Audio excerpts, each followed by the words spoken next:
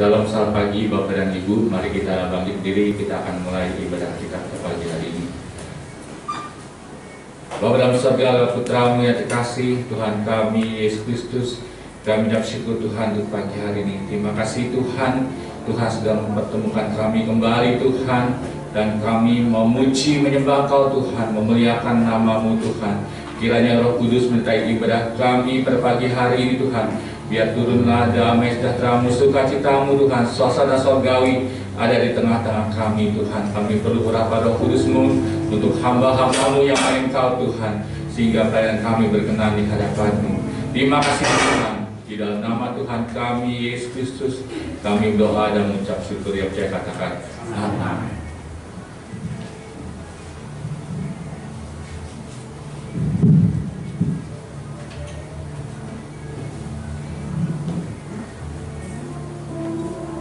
Shalom, sidang jemaat Tuhan. Shalom.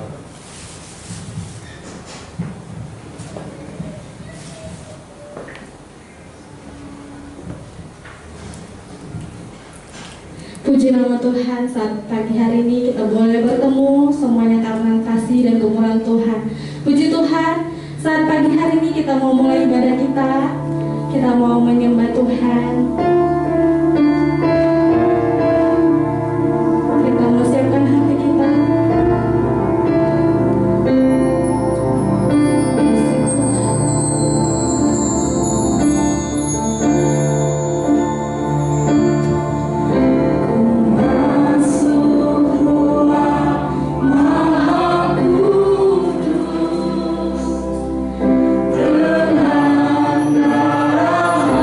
Tenang dalam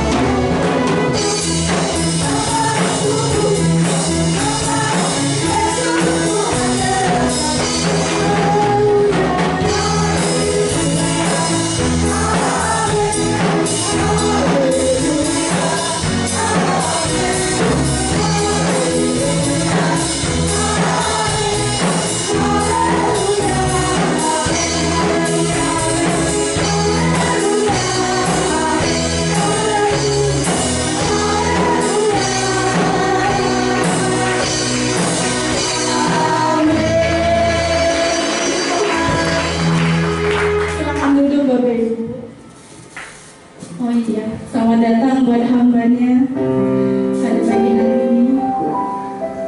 Kita mau bersukacita kembali memuji Tuhan. Roh Kudus dicurahkan bagi kita di tempat ini. Haleluya.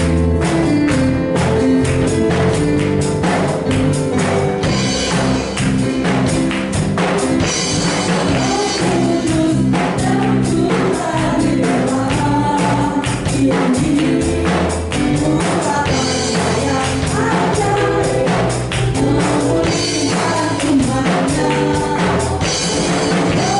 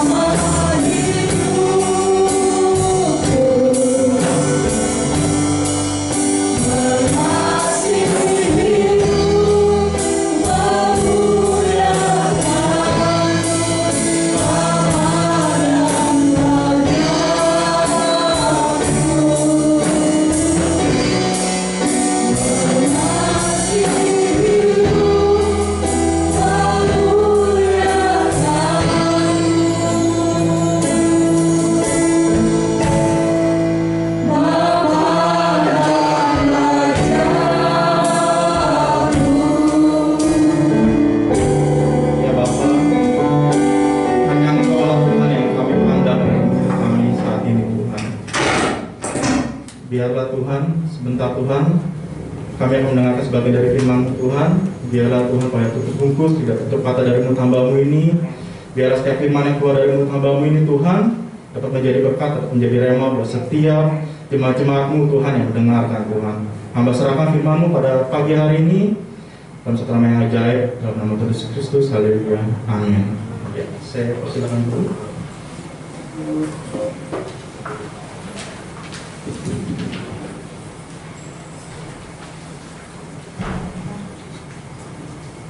Ya, selamat pagi. Ya, perkenalkan, ini pertama kali saya khotbah di tempat ini di ibadah raya. Ya, terima kasih percayaannya kepada Bapak Gembala yang sudah mempercayakan saya pada hari ini untuk menyampaikan. Ya, nggak banyak, sedikit dari kebenaran firman Tuhan. Kalau banyak kita baca atas satu Alkitab. Ya, jadi saya cuma hanya menyampaikan sedikit dari kebenaran firman Tuhan. Ya. Kata orang tak kenal maka tak sayang. Ya, perkenalan, saya Pendeta Muda Victor. Saya wakil gembala di Gereja Baptis Penuh Immanuel yang ada di Aceh.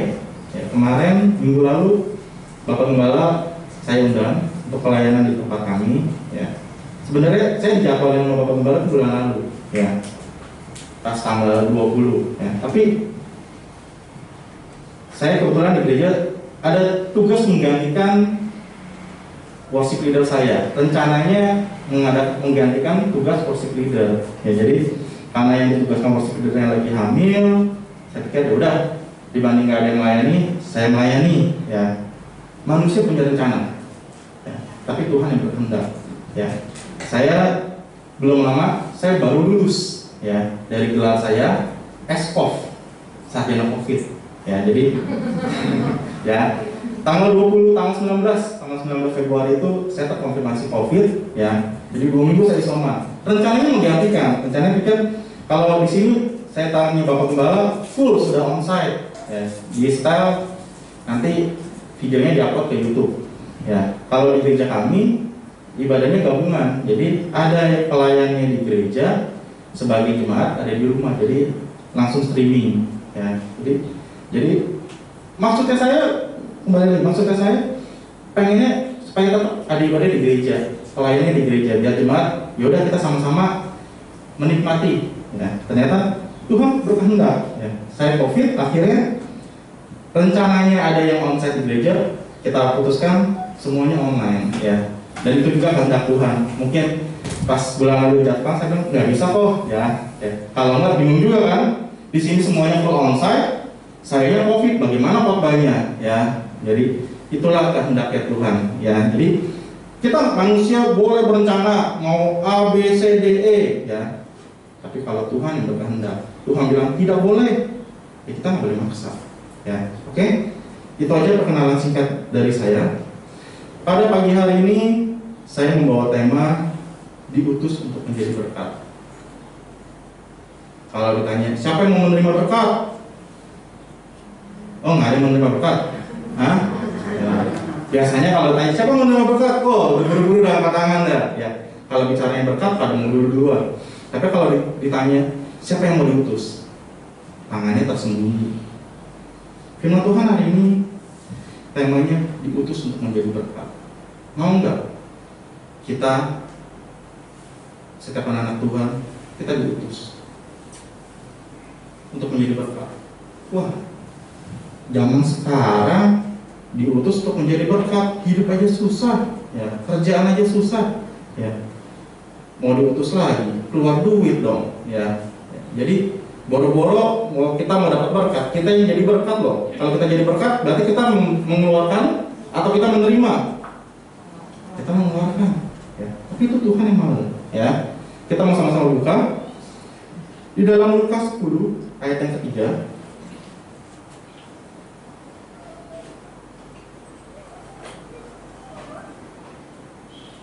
Lukas 10 ayat yang ketiga, saya bacakan.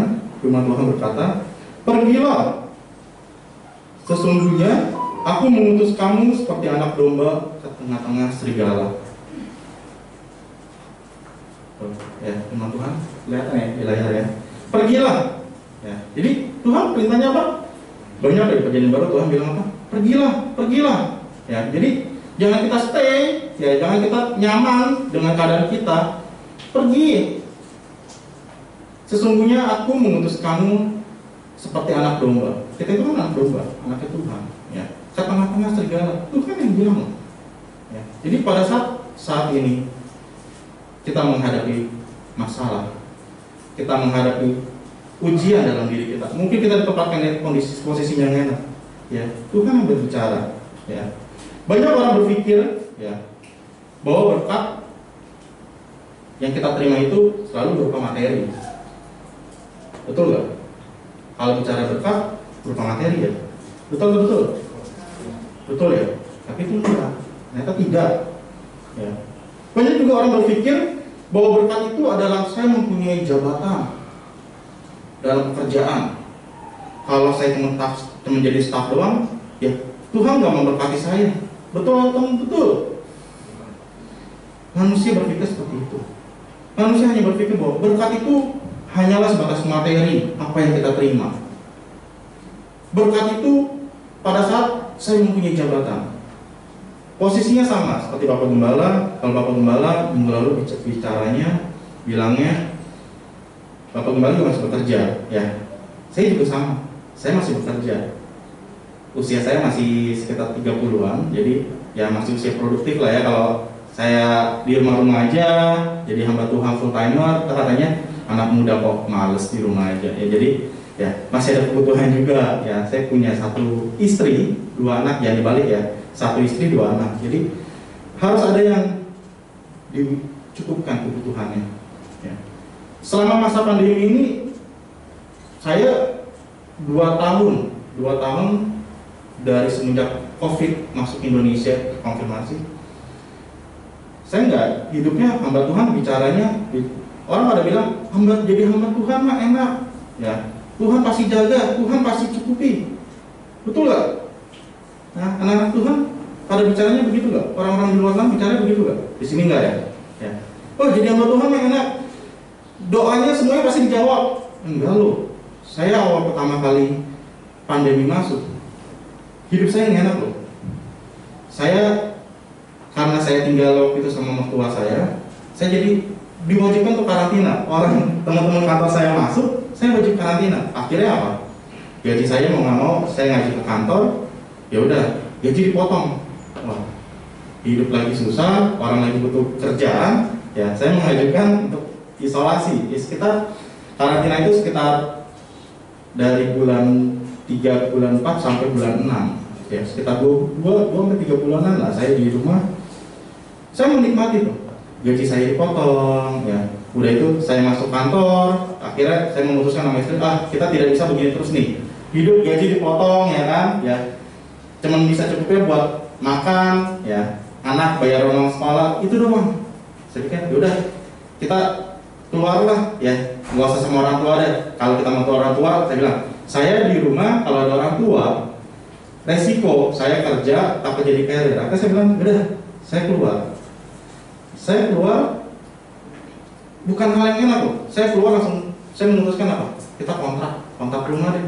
Lagi masa COVID, ya. Anak hamba Tuhan loh, ya. Tinggalnya enak, lagi ada rumah, tiba-tiba suruh nyari kontrakan. Kembali lagi. Karena Tuhan yang punya rencana. Tuhan izinkan itu semua. Pada saat saya keluar dari rumah, saya cari kontrakan. Hari itu juga saya dapat. Wah, instan ya. Saya nggak cari-cari loh, nggak cari-cari Google, nggak cari apa. Tapi kalau Tuhan sudah merencanakan, kita nggak bisa mengelak. Wah, saya mengalami pergumulan yang luar biasa. Ya, pada saat awal-awal COVID itu pergumulan saya luar biasa. Singkat cerita, saya kontrak akhirnya, dan sampai saat ini kalau bicaranya Tuhan memberkati, ya orang lagi susah. Ini pengalaman pribadi ya, bukannya lagi flexing ya, lagi zaman sekarang ya, tapi ini pengalaman pribadi. Orang bilang kerjaan susah, ya ekonomi susah, ya, tapi Tuhan kasih berkat pada anak-anak yang setia. Saya masih setia sama Tuhan. Tuhan, saya disuruh ngontrak. Oke Tuhan, saya keluar, saya ngontrak. Saya nggak takut. Asal ini rencana Tuhan, saya nggak takut. saya ngontrak. Pelayanan dari Palem, biasa tinggal daerah Pluit Padang Panjang, sekarang tinggalnya di daerah Palem. Musik pelayanan, ngadain ibadah online di gereja, apa persiapan semuanya, saya layani. Saya nggak pernah bersungguh-sungguh kalau untuk melayani Tuhan. Tuhan bilang, oke, kamu setia. Orang lagi susah atau apa, Tuhan kasih berkat kepada saya. Yang menjadi pergumulan saya bertahun-tahun, udah 6 tahun saya pergumulan pengen punya rumah, Tuhan kasih loh. Tuhan luar biasa. Kembali lagi, mau nggak kita diutus ke tengah ke tengah-tengah serigala? Ya. Kita juga sebagai orang-orang pekerja, karena berpikir, ya, kita selalu berusaha untuk menjadi yang terbaik, untuk memberikan sesuatu yang lebih. Betul ya? Pada saat saya bekerja di kantor, wah, saya mau impian saya pengen naik jabatan. Yang harus saya lakukan apa? Saya harus menonjol dibanding teman-teman saya. Yang aturan kerjanya di kantor saya itu setengah 9 sampai jam setengah 6, saya kerjanya jam 7 udah datang. Pulang jam 6, di rumah lanjut lagi. Wow, pokoknya demi naik jabatan kerja ekstra. Itu biasa manusia duniawi yang lakukan. Ya. Kita kadang melakukan segala sesuatu dengan kekuatan kita sendiri. Kita banyak sekali anak-anak Tuhan tidak pernah mengandalkan Tuhan. Ya. Tapi firman Tuhan mengingatkan kepada kita apa? Pergilah. Ya. Balik lagi, Tuhan bilang pergilah. Pada saat saya di rumah Mopesen, Tuhan bilang pergi, keluar dari zona nyamanmu, keluar. Ya. Kalau engkau di zona nyaman, engkau masih di rumah mertua, ibaratnya kalau orang bilang tuh hidup di bawah ketiak orang tua, ya nggak bakal dewasa. Keluar, pergi, ya. Perginya kemana? Ke tengah-tengah serigala. Saya hidup tidak penuh dengan ketidakpastian, ya. Saya pelajari, ya. Ciri-ciri serigala itu, kalau serigala tahu ya binatang serigala ya, sama anjing mirip-mirip dikit lah ya. Ya cuman mempunyai lebih galak, ya. Serigala itu ternyata pada saat saya pelajari, dia mempunyai mata yang tajam. Sama ya, pada saat kehidupan kita di luar. Iblis tuh, orang-orang tuh pada saat kita bekerja, matanya tajam-tajam ya. Tajamnya apa? Mencari-cari kesalahan kita. Saya berbuat salah dikit, diingat, wah si Victor poinnya negatif. Tapi giliran kita melakukan yang baik, positifnya nggak ditandain tuh. Yang ditandain apa? Negatif. Ternyata serigala itu mempunyai mata yang tajam. Matanya itu lebih tajam dibanding elang. Pada saat dia melihat ada musuh, ada mangsanya, wah, dia pandangin terus tuh mangsanya. Terus serigala itu juga ternyata mempunyai kaki yang kuat. Nggak ada ya anjing yang kakinya gemeteran ya, kecuali yang lagi kakinya pincang. Tapi kita lihat serigala itu ternyata mempunyai kaki yang kuat, ya, dan cepat. Pada saat dia mengejar mangsanya lari ke kemana, dia bisa lari, dia bisa kejar. Dan serigala itu yang berbeda dari binatang anjing itu ternyata dia mempunyai gigi yang bertaring. Ya, anjing juga ada taringnya buat ngunyah, tapi ternyata serigala itu mempunyai rahang yang kuat, gigi yang kuat untuk mencengkram, untuk menghancurkan, karena makanan dia pure daging, ya, binatang-binatang liar yang dia makan. Ya. Kita lihat kehidupan kita kalau lihat di luar sana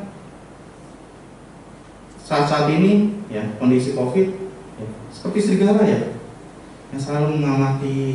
Kalau di gereja, siapa nih yang malas ke gereja, ya. Siapa nih ya yang mulai kakinya udah mulai goyang-goyang, ya. Jadi yang menjadi mangsanya dia, ya. Terus siapa yang bakal pemakan di luar seperti itu, ya. Dalam Matius 20 ayat 25 ya, dikatakan, kamu tahu bahwa pemerintah-pemerintah bangsa-bangsa memerintah rakyatnya dengan tangan besi, dan pembesar-pembesar menjalankan kuasanya dengan keras atas mereka.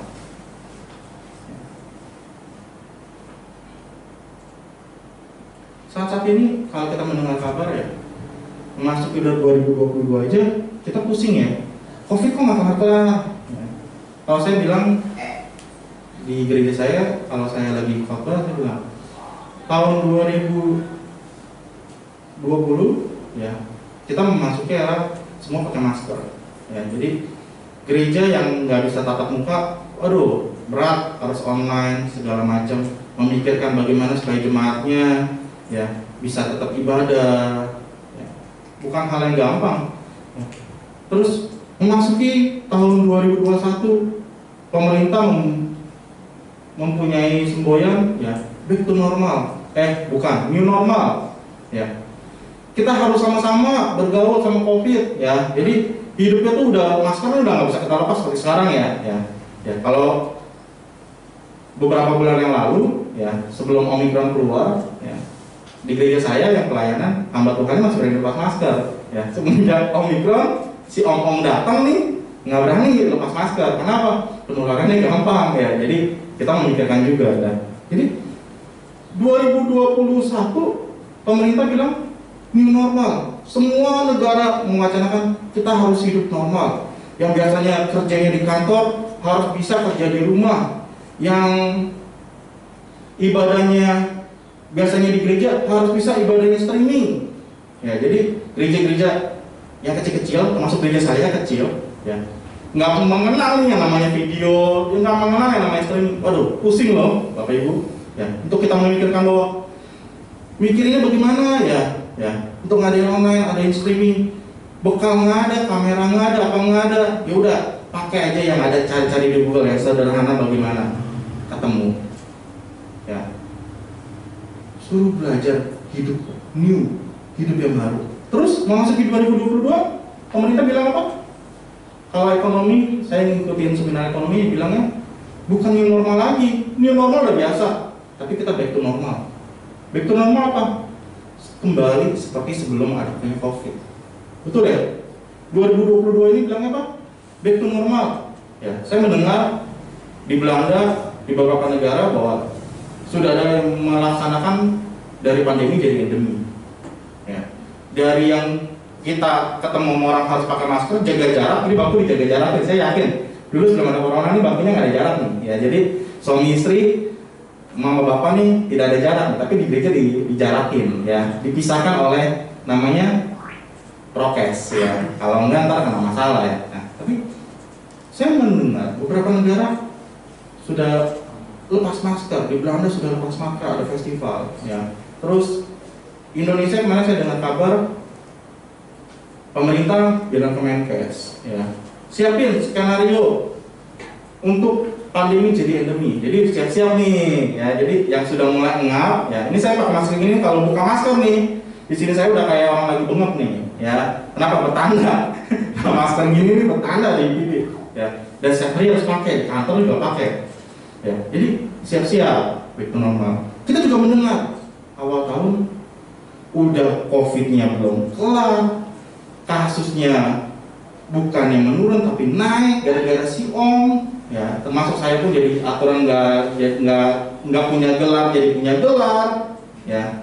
Kita mendengar kabar Rusia invasi Ukraina, waduh, ya. Fenomena saat ini yang kita lihat sepertinya, ya, memiliki karakter seperti serigala, ya, agresif, ya, selalu, maunya saat ini orang maunya menonjolkan, ya, maunya cepat, ya, serakah, egois, licik, ya. Saat ini dunia seperti itu. Tuhan bilang tadi dalam Lukas bilangnya apa? Pergi setengah tinggal serigala.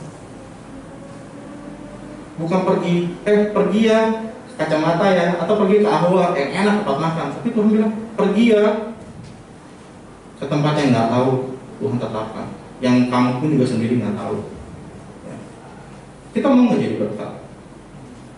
Kita mau berubah gak? Yang merubah yang tepat dari yang namanya serigala menjadi domba. Untuk berubah harus menjalani proses yang namanya transformasi. Ya, jadi kalau namanya perubahan, ya, tadi kita pergi ke tengah-tengah perkumpulan serigala, Pada saat kita masuk ke perkumpulan tengah-tengah serigala, jawabannya cuma dua. Kita tetap jadi domba, atau kita jadi serigala. Pada saat kita bergaul sama orang buruk, kita tetap jadi orang baik, atau kita merubah dia yang buruk jadi baik, atau kita yang jadi buruk. Betul nggak? Ada namanya proses transformasi. Ya, ada 3 proses transformasi. Yang pertama, kalau kita mau berubah, ya, kita mau diputus, kita mau pergi setengah kumpulan serigala, orang-orang yang di luar sana bagaimana? Ya, kita buka. Kita harus pertama merubah pola pikir kita. Ya, dalam Roma 12 ayat yang kedua dikatakan, janganlah kamu menjadi serupa dengan dunia ini, tetapi berubahlah oleh pembaharuan budimu, sehingga kamu dapat membedakan manakah kehendak Allah, apa yang baik, yang berkenan kepada Allah dan sempurna. Kita harus berubah pola pikir kita. Ya, kita jangan seperti dunia ini. Jangan serupa seperti dunia ini. Kalau dunia ini sedang saat ini mengalami ketakutan, ya. Kalau saat ini kita selalu didengar beritanya, aduh ekonomi sulit, apa, selalu kita dengarkan, aduh kasus corona naik, awal-awal COVID begitu ya. Saya di rumah isoman bukan enak loh, Bapak Ibu. Mendengar berita negatif gitu. Apalagi ketemunya sama orang tua terima broadcastan, nggak mikir lagi lah tuh, dikirimin ke anaknya diwaceh-wacehin dah.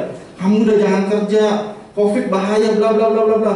Ya kita sebagai anak muda kan, ya anaknya kan, ya kita nggak bisa kurang ajar ya. Kita cuma bisa apa? Ngedengerin ya. Lama-lama ngedengerin, awal berpikir COVID sederhana, penyakit biasa. Lama-lama berubah juga pemikirannya. Ya, waduh, apa COVID sebahaya itu? Akhirnya saya memutuskan, udahlah, saya nggak mau baca berita COVID. Ya. Kita ubah pola pikir kita. Karena segala sesuatu, pada saat kita diterima, kita menerima semuanya, segala sesuatu yang negatif, kita jadi berpikir negatif. Pada saat kita terima sesuatu yang positif, aduh, ke gereja mah enak, Tuhan jaga, Tuhan berkati. Ya. Pada saat kita berpikir seperti itu, saya yakin gereja ramai, gereja penuh. Oh di sini gereja jemaatnya penuh, bangkunya terisi semua. Ya, walaupun dijaga jarak, bangku terisi semua. Kita harus berubah pola pikir kita. Kita jangan menjadi serupa dengan dunia ini. Kita harus berubah. Ya, bukan karena kemampuan kita. Berubahnya itu bukan karena, saya pintar, ya, atau enggak, saya hamba Tuhan, ya. Berubahnya sesuai dengan orang hamba Tuhan, ya. Dengerin apa katanya hamba Tuhan, bagaimana, bla bla bla bla. Kadang seperti itu ya. Menggunakan kemampuan saya sendiri. Dia mah bukan siapa-siapa. Kalau di gereja nih, jemaat ada ngomong, contohnya di gereja saya, jemaat ada ngomong ke saya, ya, mengerja doang, ya. Kita menyepelekan. Kadang sering merasa kita lebih tinggi, cuma pengerja doang. Ya, bukan itu. Tuhan merubah pembaharuan budinya bukan karena kita lebih besar atau kita lebih menggunakan pikir kita, bukan. Ya, oleh kehendak Allah, ya, yang berkenan kepada Allah, ya. Kalau Allah sudah menetapkan, Allah bisa menuntut siapa aja, pengerja, jemaat. Untuk apa? Untuk merubah pola pikir kita. Ya, mungkin pola pikir saya bisa dirubah sama anak saya yang masih 6 tahun. Papi, ya kita jalan-jalan, main-main aja, nggak usah pusing-pusing, ya. Dari situ, dari anak-anak aja dia bisa mengajarkan. Kita bergaul, saya menikmati, ya. Semenjak COVID ini saya menikmati sama anak saya. Anak saya itu demennya hidupnya, ya kalau saya bilang anak-anak kecil ya saya bilang, saya selalu ngeledekinnya, ya kamu mah hidup untuk bermain, ya. Jadi bangun tidur, buka tab, main game. Siang pulang sekolah main game. Ngeles, selesai ngeles main game. Malam-malam, tapi ayo main ngajakin apa? Main game. Ya, jadi saya bilang kamu hidup untuk bermain, ya. Tapi di situ saya lihat anak kecil memanjakan, ya. Buat apa kita stres? Buat apa kita pikirin yang itu? Kita rubah pola pikir kita. Anak kecilnya mau ada COVID atau enggak, saya kemarin isoman, saya sama istri, buru positif, saya nggak pikirin tuh. Orang bilang, aduh anaknya kasihan dong. Nggak usah, saya nggak pikirin. Orang pada bilang, aduh kasihan dong anaknya ntar itu. Ya orang saya bilang saya tidur aja udah bareng-bareng sama anak, berempat saya berdua positif, karena pasti positif, ya kan? Nikmati aja, 2 minggu saya nikmati di rumah sama istri, sama anak. Bangun tidur ketemu anak, nemenin dia masih sekolah online, masih bisa sekolah, nemenin sekolah online, kita nikmati. Berpikir, rubah pola kita, ya. Jangan menggunakan pola pikir kita dengan kekuatan kita sendiri, tapi kita harus apa? Tanya Tuhan. Kalau kita masih nggak tahu jawabannya, tanya Tuhan. Ya, Tuhan ini kehendak-Mu, saya harus jalan ini kehendak-Mu. Kita rubah pola pikir. Yang kedua, ya, pada saat kita mau bertransformasi, ya, kita harus rubah pola makan kita. Ya, tadi merubah pola pikir. Kalau saya mau diet, ya, kita harus punya pikiran saya harus kurus, ya. Ya, terus kalau udah itu, asupan kita harus jaga. Kalau kita mau hati kita pada Tuhan, ya, kita mau tetap setia sama Tuhan, kembali ke jalan Tuhan, kita rubah pola makan kita. Dalam Matius 7 ayat yang 15, firman Tuhan berkata, waspadalah terhadap nabi-nabi palsu yang datang kepadamu dengan menyamar domba, ya. Tetapi sesungguhnya mereka adalah serigala yang buas. Ya. Firman Tuhan berkata, waspadalah. Ya. Saat ini kita harus waspada.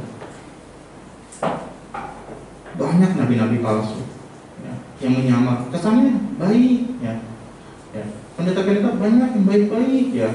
Ya, saya pernah di gereja saya dulu waktu saya masih kecil, ya, masih saya sekitar sekolah minggu mau ke pemuda lah, ya. Gereja saya sebelumnya di Angke ada di pinggir jalan raya, ya. Mungkin beberapa jemaat di sini ada yang tahu ya, gereja lama kita dekat garasi jemaat punya garasi mobil, kita pakai beberapa tahun buat beribadah di situ.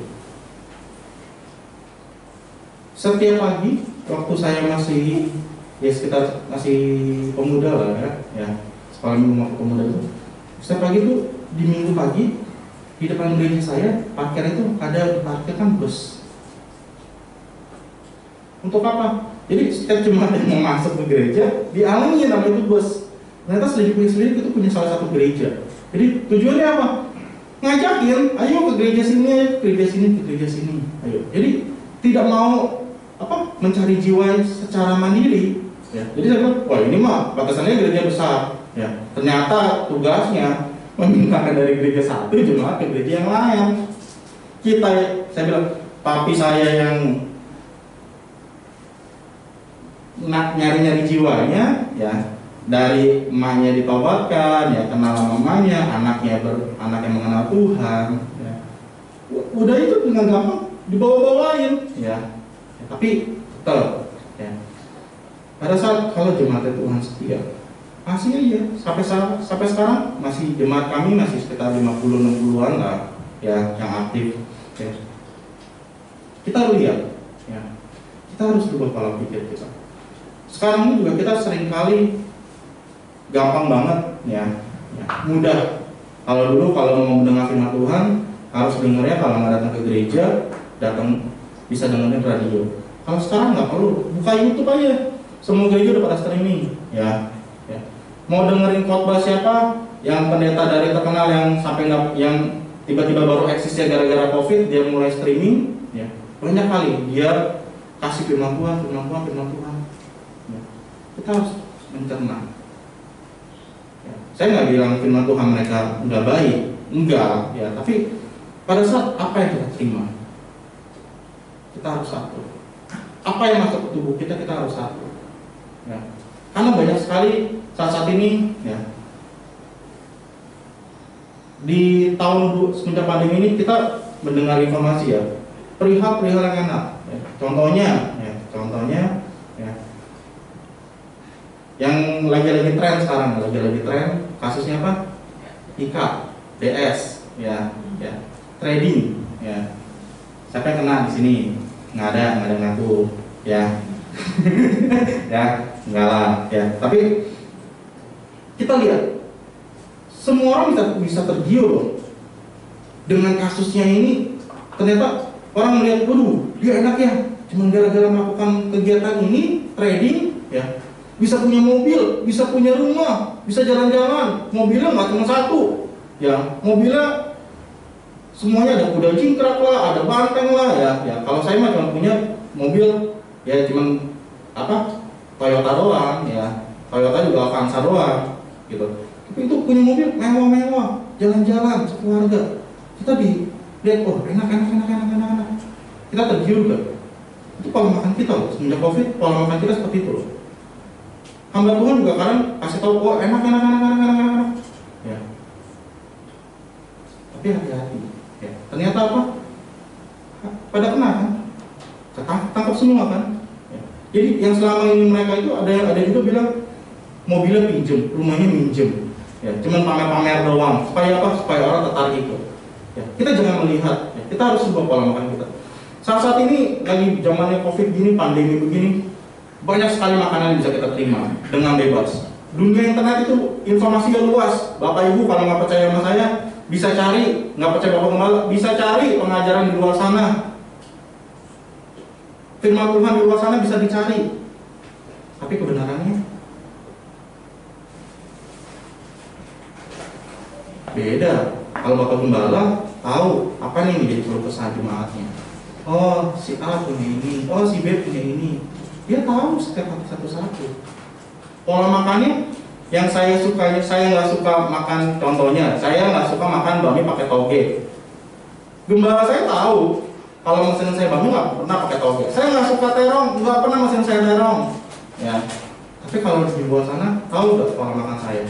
Saya nggak suka toge, tetap ayo pesan bakmi, dipesenin komplit. Ya, kalau nggak komplit katanya pendeta pelit terakhir orang. Ya, ternyata padahal saya nggak suka namanya toge. Pakaian toge, jadi makannya aturan cepat, makannya milik. Toge kan kecil ya, satu-satu udah pakai sumpit, susah lah, bisa juga susah, sulit pakai sumpit, satu-satu dipisahin. Ya. Kita harus ubah pola makan kita. Ya. Kita boleh cari informasi di luar, dunia internet luas di sana. Tapi yang mengerti kita, Bapak Gembala kita, gereja lokal kita, yang tahu keluh kesah kita, gereja lokal kita. Itu kalau kita mau berubah, kita harus berubah. Ya. Apa yang saat ini kita mulai makan, baik atau tidak, ya kita jaga. Yang baik kita boleh makan, yang nggak baik udah jangan makan lagi. Ya, saya punya penyakit kolesterol, ya jangan makan minyak. Kalau enggak, ya tambahlah kolesterol. Ya saya gemuk begini, ya wajar. Ya. Umur 35 gemuk enggak wajar sih. Ya, terus untuk berubah kita harus berubah pola hidup. Ya. Ya. Kita harus merubah juga pola hidup kita.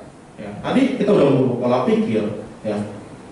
Kita merubah pola makan, apa yang kita makan. Pola hidup juga harus kita rubah. Kalau pikiran kita rubah, ya, makanan kita rubah, tapi hidup kita nggak pernah rubah, sama aja. Contohnya, balik lagi seperti orang diet. Saya pengen kurus, ya saya gemuk nih. Saya pengen kurus, pengen ya pikiran saya pengen kurus, ya. Saya makan saya kurangin, ya. Ya, makannya dikurangi dari 4 kali jadi 3 kali. Ya. Tapi makannya masih sekali makan 2 piring. Hidupnya nggak dirubah. Ketemu makanan jajanan, beli. Es krim nih. Ada soto, beli. Pola hidupnya nggak dirubah. Tetap aja masih menjalani pola hidup dulu. Bakal kurus nggak? Enggak lah. Ya. Dalam Yesaya 40 ayat 31. Tetapi orang-orang yang menanti-nantikan Tuhan mendapat kekuatan baru. Mereka seumpama raja wali yang naik terbang dengan kekuatan sayapnya. Mereka berlari dan tidak menjadi lesu. Mereka berjalan dan tidak menjadi lelah. Ya. Kita harus ubah pola pikir kita. Pola hidup kita harus ubah. Ya. Kita harus menantikan kekuatan Tuhan. Saya kalau mau kurus, ya saya harus rubah. Yang tadi makannya dari 4 jadi 3, ya. Porsinya juga harus dikurangin. Terus kalau ketemu makanan nasi, jangan dimakan. Ya, itu susah. Kadang kita bisa yang merubah pola pikir, ya, merubah pola makan bisa. Tapi merubah pola hidup susah loh. Nah, kita harus menantikan Tuhan, ya, untuk mendapatkan kekuatan baru. Ya. Sumpah Raja Wali, ya. Ibaratnya Raja Wali, dia kalau mau naik terbang, ya, dia kepakin sayapnya, Dia berusaha hidup dia Dia mesti ke tempat tinggi. Kalau Raja Wali terbangnya cetek-cetek kayak burung dara, nah, dia nggak bakal gede, nggak bakal tetap terbangnya, nggak bakal cepat, nggak bakal bagaimana. Dia harus kompakin, dia harus terbang setinggi-tingginya. Pada saat di atas, dia mesti kekuatan jaga. Dia mengandalkan kekuatan Tuhan. Dia sudah di atas, dia cuma tinggal ngelebarin. Dia mau ke kiri, kayak pesawat tinggal di. Dia masih kepak-kepak gak? Enggak. Nikmati. Bersusahnya awal.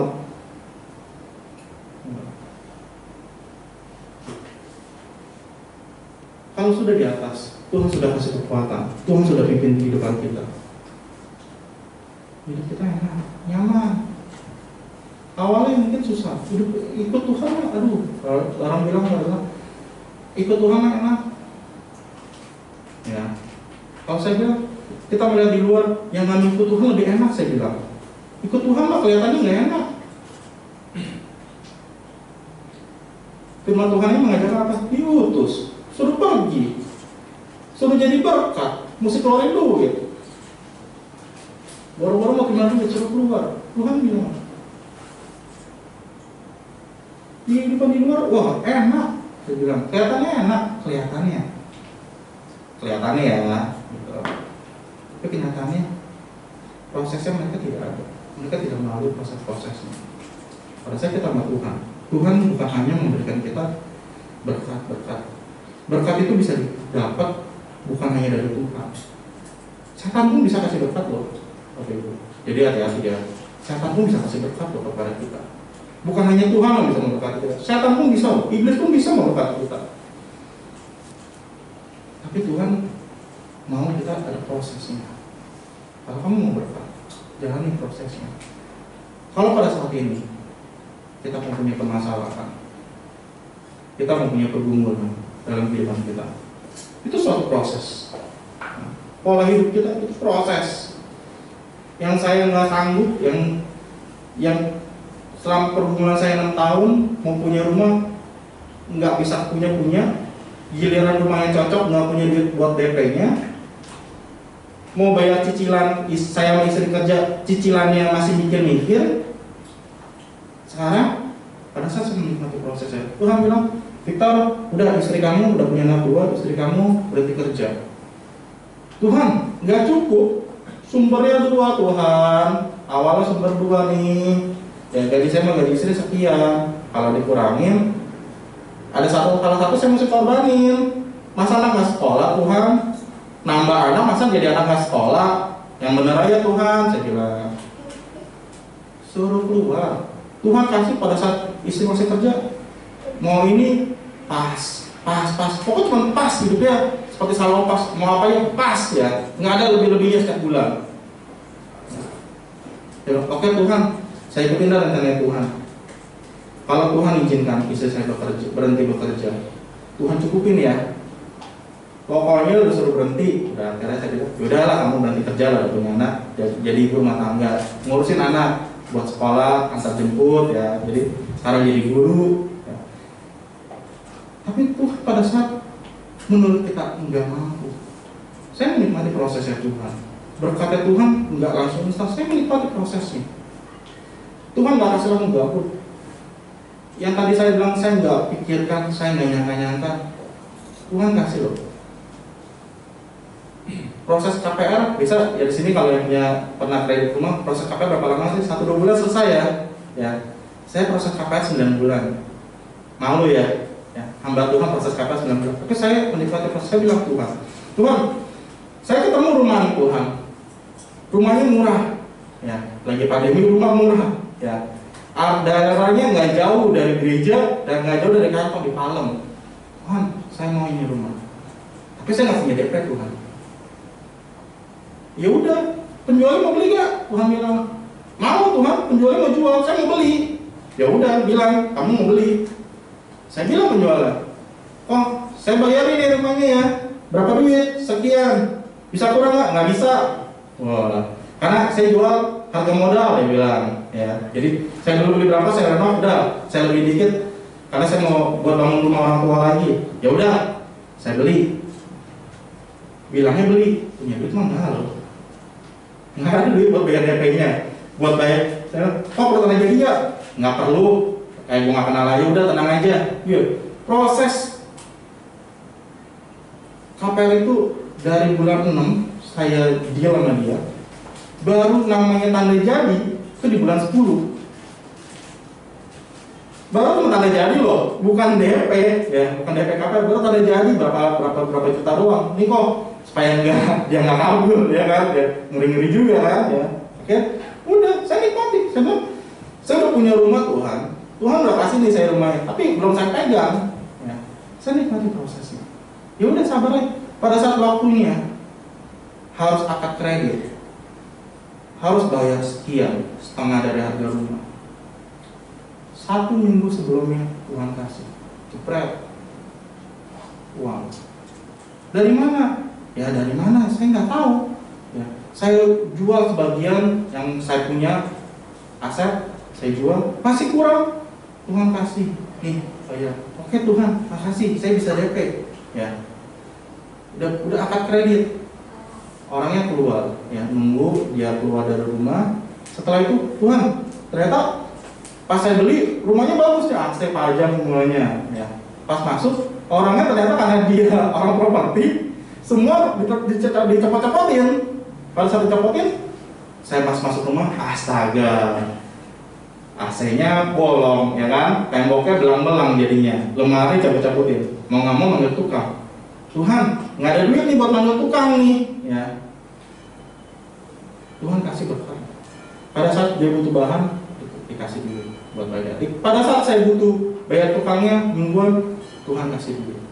Prosesnya ada, pergumulannya juga ada. Karena kalau Tuhan kasihnya langsung, nih ya Victor, jebret 1M buat kamu, buat punya rumah. Oh iya Tuhan, makasih. Udah, saya nggak bakal berdoa lagi sama Tuhan. Tuhan nggak penuhin. Tapi pada saat Tuhan kasihnya prosesnya, oh ya Tuhan kasih ini, berarti saya harus berdoa lagi. Oh Tuhan kasih lagi, oh saya harus doa lagi. Karena belum selesai nih. Sampai saat ini belum selesai, tapi Tuhan kasih. Nggak kasihnya nggak langsung, tapi prosesnya saya menikmati. Proses itu yang saya nikmati. Berkata Tuhan. Sampai saat ini saya sama istri saya bilang, kita nggak nyangka ya bisa punya rumah nih. Nggak nyangka, ya orang bilang pada sulit, ya. Tapi Tuhan jaga. Kemarin juga saya ada bilang sama salah satu pembaca di gereja saya, ya. Di gereja saya tuh karena ibadah gerejanya nggak pernah dipakai setahun lebih. Pada saat kita mau mulai ibadah pertama kali, ada aja masalahnya. Mixernya bermasalah, tapi masih bisa diservis. Tiba-tiba kita punya proyektor mati, nggak bisa nyala sama sekali. Setahun nggak pernah nyalain tuh proyektor, langsung redup. Gereja selama setahun, karena nggak ada gereja online, jemaatnya nggak ada kasih persembahan. Ya, tapi saya bersyukur. Bersyukur ya Pak. Setiap bulan saya terima laporan dari bendahara, bukannya berkurang loh, bertambah loh rekeningnya. Dari mana? Saya nggak pernah nanya itu dari mana. Berkat Tuhan. Tuhan masih percayakan jemaatnya untuk mau memberi. Kita nggak pernah bilang. Pada saat pertama kali kita ngadain online, jemaat pada nanya, minta rekening buat perpuluhan dong, ya. Kita nggak kasih. Saya bilang, Ibu Gembala bilang, pikirin aja dulu buat hidupnya. Karena kita lihat jemaat kadang pikirin aja. Akhirnya jemaat pada maksa-maksa, akhirnya ya udah kita kasih. Pas kasih, ternyata jemaat memberi, tanpa diberkati jemaat. Kita ada kebutuhan beli TV, ya nggak ada itu. Bagaimana? Ada yang ngasih jepret, nih sekian, gereja cuma nambah sekian. Tapi pas akhir bulan rekeningnya masih surplus. Udah beli TV masih surplus. Kemarin kita punya TV monitor yang di belakang rusak juga. Berapa minggu yang lalu sebelum saya kena sarjana COVID, sebelum saya kuliah COVID, TV-nya rusak. Saya bilang, setelah saya lulus, saya masuk gereja, saya lihat, aduh kasihan juga nih WL. WL-nya sih mungkin pada saat dia nyiapin lagu, hafal ya teks-teksnya ya. Tapi single, dia bingung kan kalau lagu baru, apa teksnya ya. Gereja harus beli, ya, harus punya. pada saat gereja tutup, Tuhan kasih lagi. Itu Tuhan mau prosesnya. Saya yakin dan percaya, ya, gereja pada saat kita jadi anak Tuhan yang benar-benar mencari Tuhan, kita mau diutus, kita mau bayar harga. Yang pasti Tuhan tanya dulu, kamu mau nggak kita bayar harga? Saya kasih kamu nih TV, tapi kamu mau nggak jagain tukang buat masang TV-nya? Kamu nggak bisa ngandalin orang lain, kamu mau nggak? Kamu butuh ini, saya kasih, tapi kamu mau nggak korban? Dan apa ya korbannya apa Tuhan? Ya kamu punya duit, korbanin duit. Kamu mau punya duit, korbanin tenaga kamu. Kalau duit nggak mau korbanin, tenaga nggak mau korbanin, keterlaluan. Ya, jadi kalau kita nggak mau korbanin duit, korbanin tenaga kita. Kita rubah. Saya rubah. Saya nikmati proses ini. Oke Tuhan, saya mau diutus. Saya mau jadi berkat Tuhan. Saya mau rubah pola pikir saya. Yang dari awal saya berpikir banyakkan terima hal-hal negatif, saya mau mulai filter. Jebret, saya nggak mau terima lagi hal negatif. Saya selalu memikirkan hal yang positif. Kapan gereja saya mau online? Ya, pada saat saya bilang gereja, oke, kita full online semua. Bukan karena saya takut. Saya memikirkan jemaat. Isunya begitu, ya. Gereja kecil, jemaatnya dikit, isunya banyak. Wah, takut ngadain gereja. Hamba Tuhannya takut kena COVID. Enggak, saya memang nggak takut sama COVID. Datang pun saya datang. Ya, cuma saya takutnya kalau ada yang gereja, tiba-tiba di mata yang kena, kan nggak enak kita gereja, gitu saya bilang. Tapi kita nikmati prosesnya. Walaupun gereja nggak beroperasi, kita masih berhati. Ya, yakin dan percaya Bapak Ibu. Kita mungkin saat ini keadaan kita lagi nggak baik-baik aja. Saat kita masih mau bayar harga buat Tuhan, kita mau kembali lagi. Miliki kasih mula-mula kita pada Tuhan. Seperti dulu sebelum COVID, seperti pertama kali kita mengenal Tuhan. Kasih mula-mula itu yang kita mau tunjukkan. Orang yang baru pertama kali mengenal Tuhan, orang yang baru pertama kali namanya pacaran, ya, semuanya apa dikorbanin, betul nggak? Nah, Tuhan mau seperti itu. Pertama kali kita pacaran sama pacar kita, sama istri kita. Pertama kali kita pacaran, apa? Pacar mau ini dibeliin, mau ini dibeliin, walaupun nggak ada dibeliin. Tuhan mau seperti itu. Tuhan butuh apa? Ayo Tuhan, kita ada program ini, ayo, saya dukung. Saya nggak punya dana Tuhan, dukung tenaga kamu, dukung pola pikir kamu, dukung masukan kamu, kasih. Ya. Jadi berkat Tuhan itu bukan bicara tentang materi, bukan bicara tentang jabatan atau apapun. Berkat Tuhan itu apa yang kita punya, kita mau diutus. Kemampuan apa yang kita punya, kita mau berikan. Saya yakin gereja-gereja sekarang butuh sumber daya manusia, butuh segala sesuatunya. Nggak mungkin kita serahin pada Bapak Gembala mikirin, aduh, kita ibadah online bagaimana? Aduh, ntar perawatan ini bagaimana? Nggak bisa. Aduh, ntar buat bayar maintenance bagaimana? AC kalau nggak diadain. Bantu apa pola pikir. Nggak bisa, Bapak Gembala nggak bisa kerja sendiri. Harus dibantu, harus disupport. Nah, Bapak Gembala mungkin ada keterbatasan, ada jemaat sakit, bantu. Salah satu kita pergi, ayo kita bantu, besuk. Jadi kita lupa, ya. Seperti sikap Yesus, ya. Sebab kamu tahu bahwa kamu telah ditebus dari cara hidupmu yang sia-sia, yang kamu warisi dari nenek moyangmu itu, bukan dengan barang fana, bukan dengan emas perak, melainkan dengan darah yang mahal, yaitu darah Kristus yang sama seperti darah anak domba yang tak bernoda dan tak bercacat. 1 Petrus 1 ayat 18-19. Ya, Tuhan sudah menebus dosa kita. Sekarang Tuhan nanya, kamu punya dosa sudah saya tebus. Apa yang kamu mau berikan kepada saya?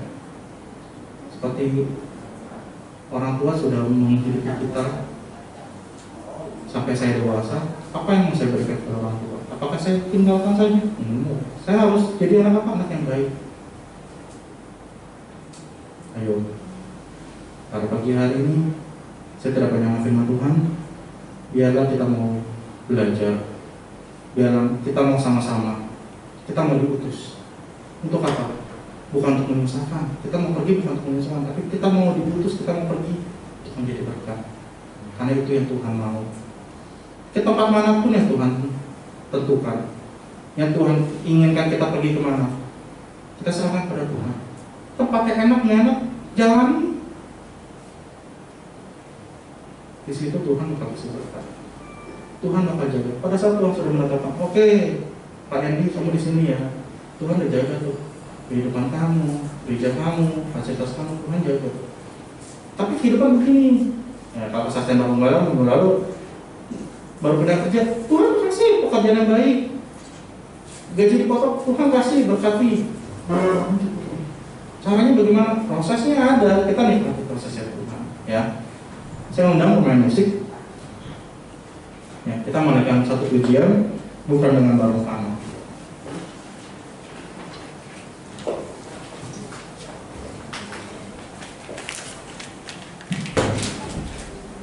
Ya, karena pada saat hari ini kita sudah ditebus dosa kita sama Tuhan.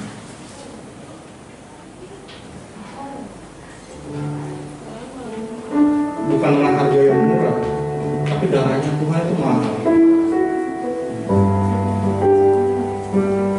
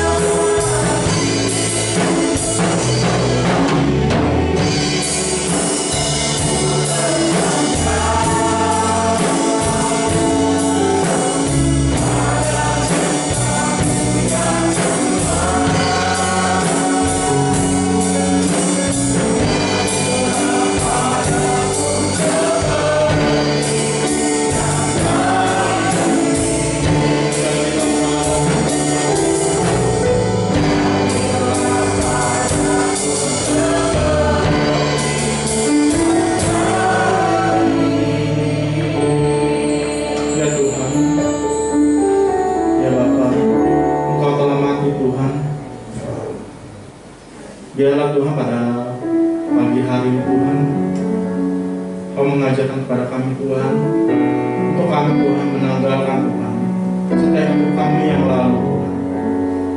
Kalau Tuhan pola pikir kami Tuhan, pola makan kami, pola hidup kami Tuhan masih seperti yang dulu Tuhan, yang belum berkenan di hadapan-Mu Tuhan. Kalau kami takut untuk pergi Tuhan, kami takut Tuhan untuk menjadi berkat, kami takut Tuhan untuk diutus Tuhan. Biarlah Tuhan, Kau yang mengubahkan semuanya kami Tuhan.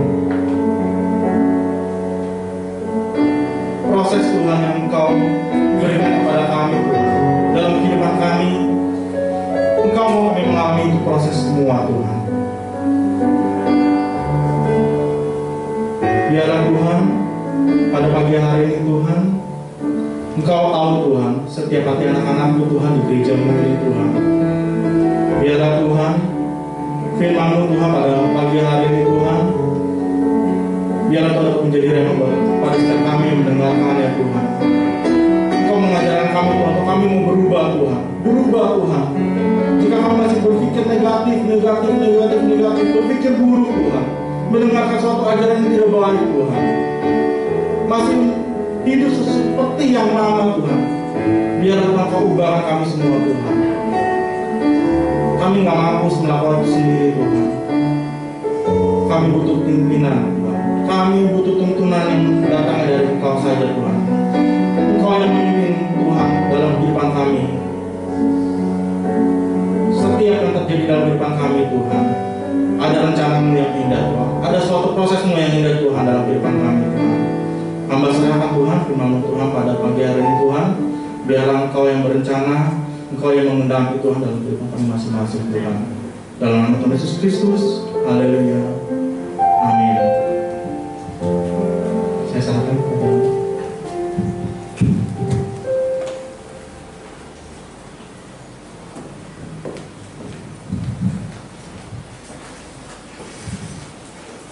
di hadapan Tuhan.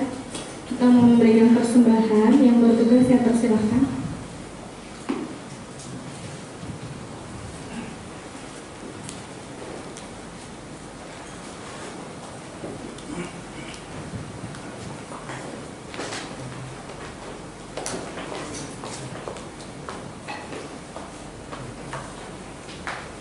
Jangan sedang jemaat Tuhan bangkit berdiri.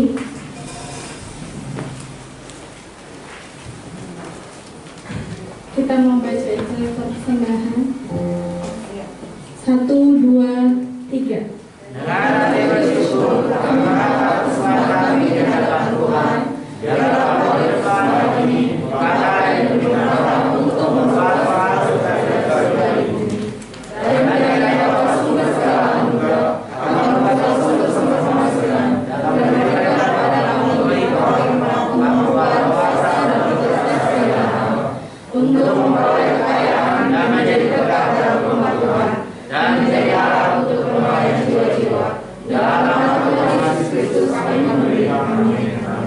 Doa persembahan Ibu Linteng. Terima kasih Tuhan, terima kasih Yesus, terima kasih Roh Kudus, terima kasih banyak buat segala kebaikan-Mu. Terima kasih Tuhan untuk firman-Mu, supaya kami boleh mencintai proses. Tuhan, terima kasih Tuhan, Kau mau pakai hamba-Mu ya Tuhan. Ajar kami supaya kami rubah mindset kami, biar kami boleh menjadi berkat. Tuhan berkati hamba-Mu Bapak Victor yang sudah menyampaikan firman Tuhan. Tuhan berkati keluarganya, anak istrinya, dimanapun dia melayani Engkau, memakai lagi lebihnya lain lagi. Kalau sebentar kami akan belajar memberi, ajar kami sebuah kasih yang selalu memberi, bagai air liur yang tiada pernah mencukupi. Ajar kami ya Tuhan, jangan penuh sama Tuhan. Ajar kami supaya kami boleh menjadi berkat. Kau berkati anak-anak-Mu yang Kau pundi-pundi, dan Kau berkati anak-Mu yang tidak memberi ya Tuhan. Kami percaya Engkau menjadikan kami kepala bukan ekor. Kami selalu naik, tidak pernah turun. Apa yang kami kerjakan pasti bakal berhasil. Hanya di dalam nama Tuhan Yesus kami berdoa. Haleluya, amin.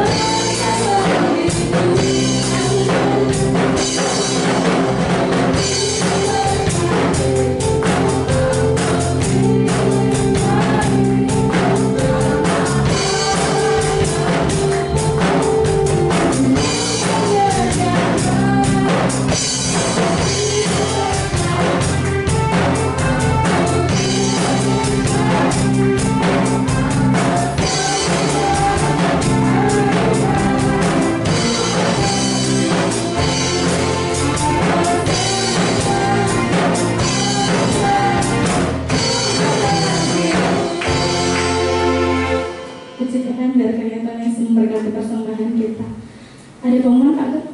Nggak ada. Baik, kita mengakhiri ibadah kita. Saya minta sedang jemaat bangkit berdiri. Segala puji kami hanya bagi Tuhan.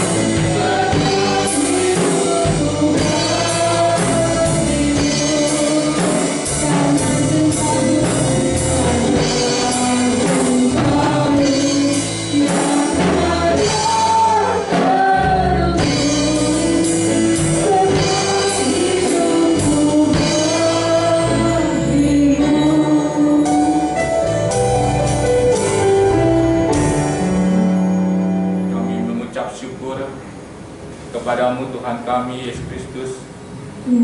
untuk akhir ibadah ini Tuhan, kami merasakan begitu baiknya Tuhan dalam hidup kami, sehingga apapun yang terjadi dalam hidup kami ini, apalagi tengah-tengah pandemi ini Tuhan, kami tahu Engkau bersama-sama dengan kami, Engkau menyertai kami, menolong kami Tuhan dalam setiap keadaan, dalam setiap situasi. Engkau ada dan selalu ada dan hadir dalam kehidupan kami.